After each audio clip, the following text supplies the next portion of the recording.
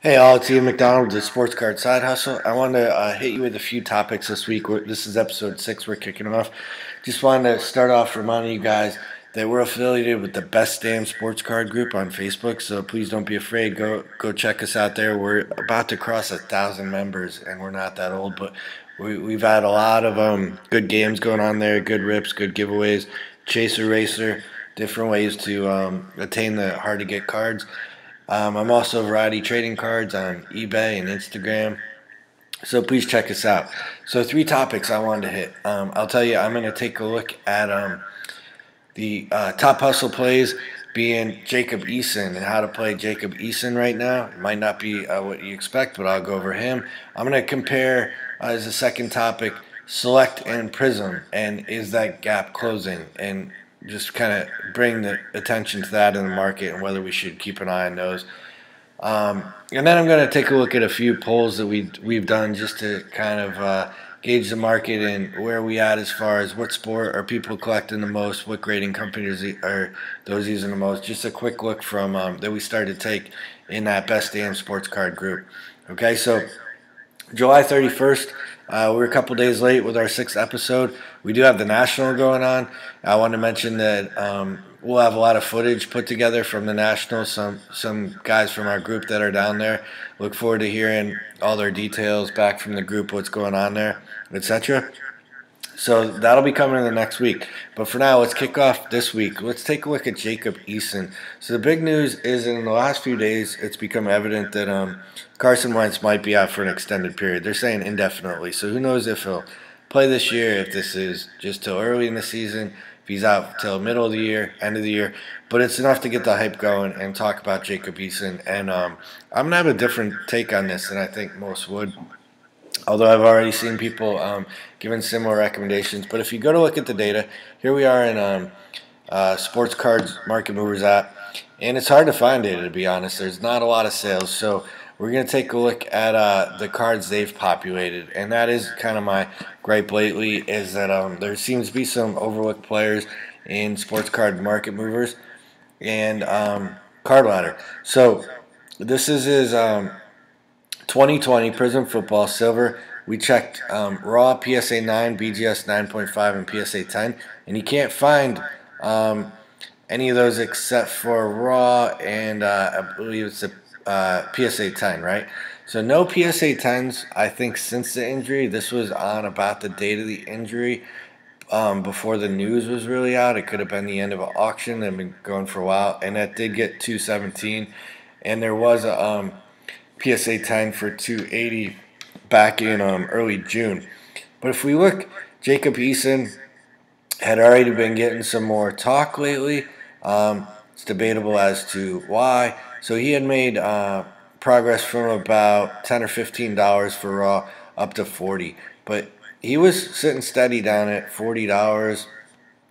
If you look down at here at July 22nd, and he's now gone to, we've seen sales over double that now. So you take a look in that time frame for the Prizm Silver Raw, the average at the start of this period, $10 all the way up to, we've seen a sale of $125, right? Just give you an example of more data.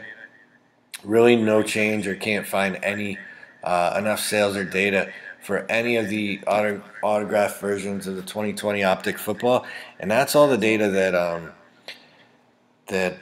Market Movers has. So right there, I'm going to tell you that I'm disappointed in Market Movers and Card Ladder. That's all. Market Movers did have more. Jacob Eason at least exists in there. Card Ladder doesn't even have him. Doesn't have him in the Player Index or in or any of his cards available when you search his cards. So let's go look at if pulling the data from somewhere like .130 or eBay sales, eBay comps. We do see, if you pick his 2020 Prizm Black Silver Auto, which this data isn't populated in Market Movers or Card Ladder, you'll see that beginning of July 4th to the 10th, maybe it was starting to heat up a little bit already, but you see all the sales under $100 for sure. It's hard to tell the way that data works with 2 of the sales being crossed out and it's saying best offer accepted. So they were listed for $85 and $99, the 2 highs. but it does show 2 auctions ending around 57. I like auctions for a way to gauge the price because that's real market demand starting from the low price and everybody bidding up instead of maybe a mistake on an offer, an uninformed buyer or an uninformed seller can really throw off average prices. But 2 auctions, 7th to the 9th, both around $57, so that seems legit. Now you're seeing sales that took place. A couple crossed out, so we can't tell exactly the best offer accepted. But on July 30th, 249, and another 249 sold on July 30th. So that's basically 4 to 5 times the value from beginning to end July. So my recommendation on Jacob Eason is that not a lot has changed for him. This is the same quarterback they had after Phillip Rivers retired, and as they're trying to get Carson Wentz, and they didn't feel at that time that he was their starter. So I look for a quarterback that if he surprises this year and he gets some playing time, maybe is a top 10 to 15 quarterback in the league.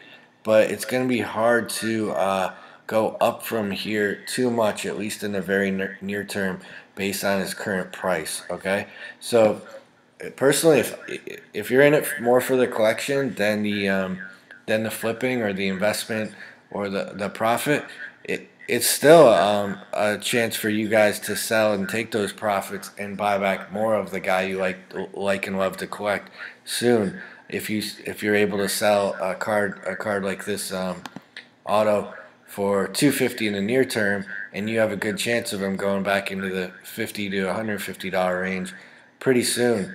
I'm thinking the peak is between August 1st for about a 4 to 6 week period. You're probably not going to see higher than in the next 30 days. So just consider that move. Moving on to topic 2, a lot of talk in the hobby about Select compared to Panini Prizm. And I'm going to tell you, my first 12 to 18 months back in the hobby, which I've probably been back in it 2 years or just over 2 years after a long break for many years, I was up in this group here where this is all I'm buying is Panini Prizm. This is Giannis that we took as an example. So you take Giannis, Giannis's 2013 Prizm and Select Basketball Rookies. His PSA 10 for Giannis peaked out at over $7,000. Where at that same moment in time, the Select PSA 10 was only $26.50. So that's almost 3 times. I think it's a ratio of about 2.5 to 2.7, 2.8. So if you come to recently, you've really seen that gap close where it was less than a 2-to-1 ratio most of the time here, and now it's really more of about a 1.5 to 1 ratio. Some recent sales where there's more disparity again, but I really noticed that over the long term, people are starting to take note of this. The selects are not a bad looking card, but the population is less than half, and they actually in these mid 2010s, it's seeming that they might have actually produced more Prizm than realized and less Select. So a couple things to keep in mind here and watch if you think this trend might hold for the long term, and maybe you can buy up some of those Selects and get better value for them if you're a collector or an investor that wants a better price point or wants a cheaper entry point. Watch this population report for the key cards for those big rookies for those years from 2013 on, and notice if it's gaining or not. Is this population report for Select staying low compared to Panini Prizm because Panini Prizm was more sought after and because everybody was sending this card in for grading much more, or is it truly less production against of Select? So that's what we got to watch here. And if you keep seeing a disparity of a 2-to-1 ratio in production of Panini Prizm, which the production's already done, right? You're not going to change the production. We just get more insight into the production and the true population as more cards go through grading over time. So keep in mind, watch that, and if you see that disparity continue to be at least that 2-to-1 ratio, then I think there's going to be more talk of Select being a nearly as viable product due to the compared to Panini Prizm. Yes, demand is obviously at least 50% of the equation in that demand supply ratio in the hobby. But I think a lot of people are noticing that Select really isn't a subpar product. So if the population is that much lower, should it really be as undervalued as it is? So this isn't really the topic I was after that I want to finish off with, but I would also look at this chart and notice that it's fair to say Giannis is tremendously undervalued right now. If unless we're saying that Panini Prizm was as a whole is more overproduced than the market thought, and now there's a lot of fear in Panini Prizm. Because if you look as a whole, as Giannis has just won his title, and people are taking note that he's one of the few ever, I think three ever, to win an NBA championship, to win an NBA Finals MVP, to win Defensive Player of the Year, and to win NBA MVP.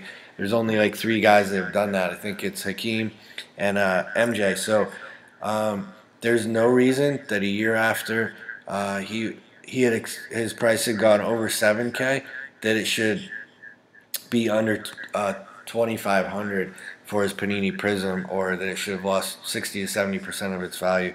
Yeah, the market as a whole is down 20 to 30%, and people have moved away from base a lot. They're looking for those higher end cards, but I do find both of these rookie cards for Giannis to be very undervalued compared to where the market was a year ago, and compared to the recognition that he should be getting now, as he's now proven himself a champion. So that's the second topic, is Select compared to Prizm overall. We'll take a look at more cards in the market and try to give you more data points other than just a card like Giannis. But I wanted to pick one that has plenty of volume and is in focus right now. But we'll watch that not only for basketball but across other sports. So moving on to get near our wrap up tonight, I want to hit a couple polls with you. We haven't got a lot of data points in, but we've got a few polls out there recently. And not surprisingly, of all the sports collected right now, football and that huge marketing machine of the NFL is the most collected of the sports right now. Some of these other might surprise you. So we're saying we're getting from our members in the Best Damn Sports Card group, which should be it's hitting 1,000 members here in August, as we're nearing 1,000 members right now. Football had almost twice as many votes as basketball and baseball. And a little bit surprisingly, UFC is next, followed by soccer and hockey as far as what people are collecting. No Formula One votes. I was a little surprised.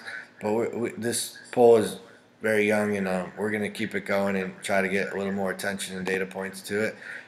The other one, as we watch grading in the market and how collectors and investors and those of us in this alternative market are adjusting with the grading going on. I was curious as to, are people moving to other grading companies? That's kind of TBD. With PSA and Beckett both shut down, with most of their affordable grading options shut down. You've got to pay at least $200 a card at PSA now. You've got to pay $250 at Beckett BGS. And that leaves options like everybody considers the big three to be PSA, Beckett, and then SGC. SGC does have affordable. You still got to wait 25 to 30 days for those. I think it's $25 to grade a card. But then beyond that, if people are now looking for new grading options, we do have some members in the group saying they are looking at HGA, but one of the leading votes as to who are you grading with right now was none. So just wanted to throw that out there. So let's keep an eye on these. Are people moving to new grading companies? Now you could argue, well, HGA got as many votes as SGC, PSA, and Beckett combined right now, but you could also, that's also in the context of PSA and Beckett being shut down.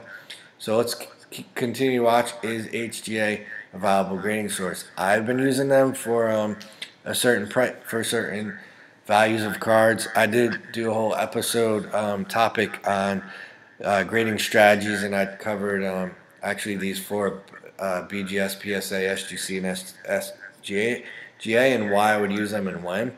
I do have cards in grading right now with PSA and Beckett quite a bit, and I've been then using HGA for other types of cards.